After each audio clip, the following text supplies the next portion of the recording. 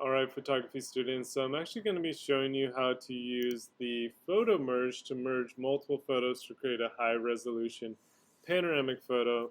Like you see here, this is a photo I took at Bataquitas Lagoon, a really good sunset we had. So using a bunch of vertical shots, so each of these photos are about 20 megabytes. So I took a bunch of vertical shots and then I combined them all and then outputted them, adjusted the photo, and brought out the colors and brought out the shadows.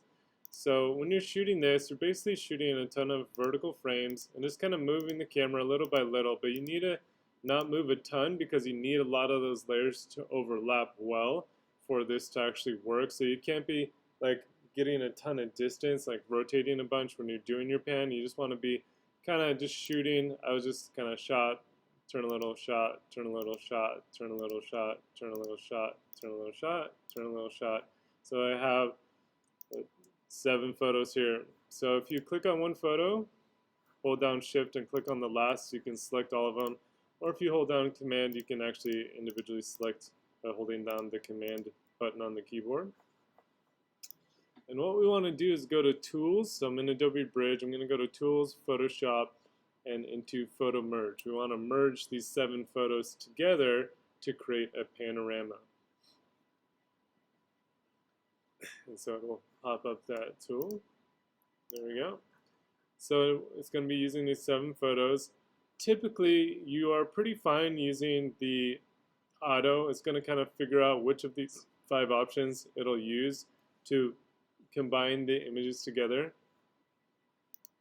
I would recommend clicking the blend images together, so that way if things overlap and they're kind of cut out weird, it'll help to blend it. It basically uses the content aware to kind of fill those areas in.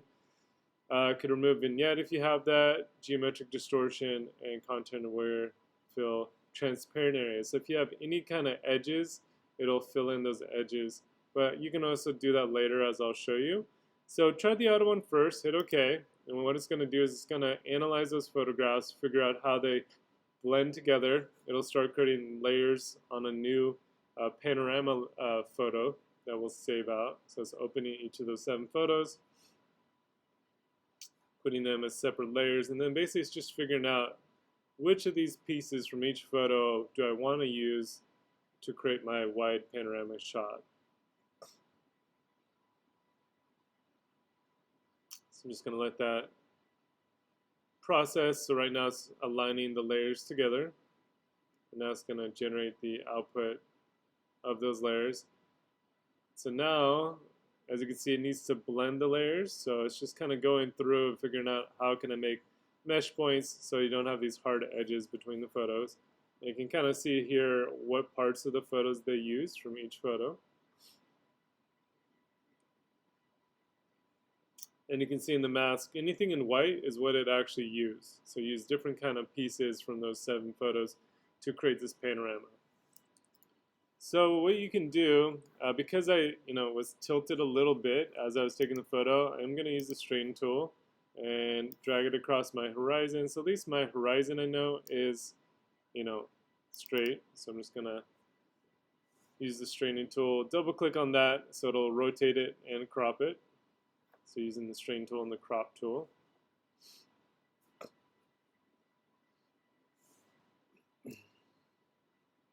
And sometimes you will notice like it might be a weird angle if you use like the guides. It might look a little off.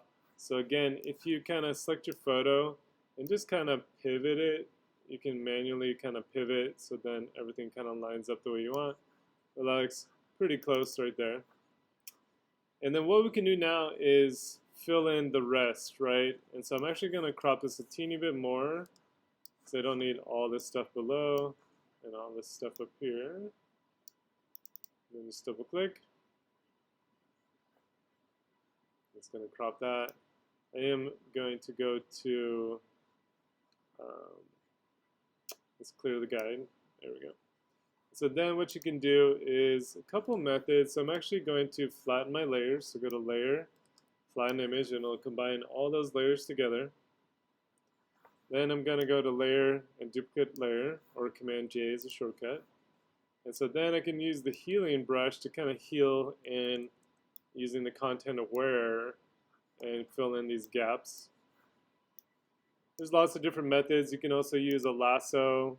Make sure there's no feather on it, but you can basically use a lasso and then just go into edit fill and then just fill in with content aware and then it'll fill it in like so. I'm just going to go to select and then let's deselect it.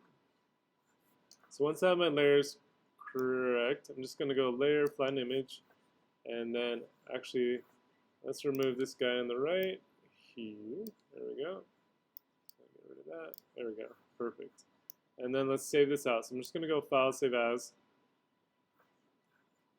So I'm going to typically call this, the first image I'll use. I'll take that name and then just copy it and then paste it in and then call it like pan for Panorama and then hit save and OK.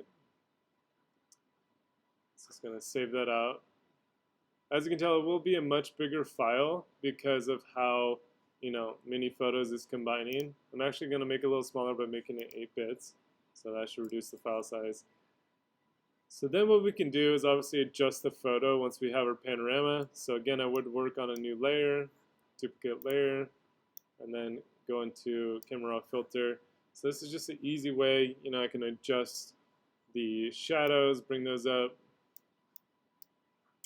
Maybe I want to add some clarity to get some definition, some vibrance to get my colors going. Just adjusting the exposure, playing with the highlights and shadows, each of those layers. When you bring up the shadows that much, you will need to go into your detail and do some noise reduction because it will add some digital noise. I'm going to add a teeny bit of sharpening just to sharpen everything up. So I'm just kind of playing with the brightness and the exposure and my colors. I can obviously add some temperature too. That looks pretty good. Again, this is just a highlight warning. I can turn that off just so I can see where my highlights are getting really bright and clipping. So I'm just going to hit OK.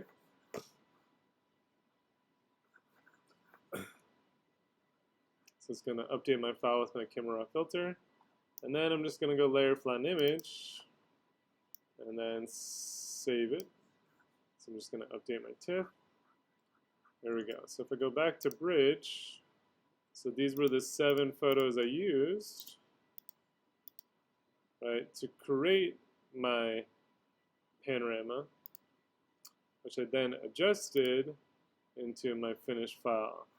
And so it's just an easy way to kind of blend all your photos together and to create a panorama. If you want to use this, it also works with horizontal photos.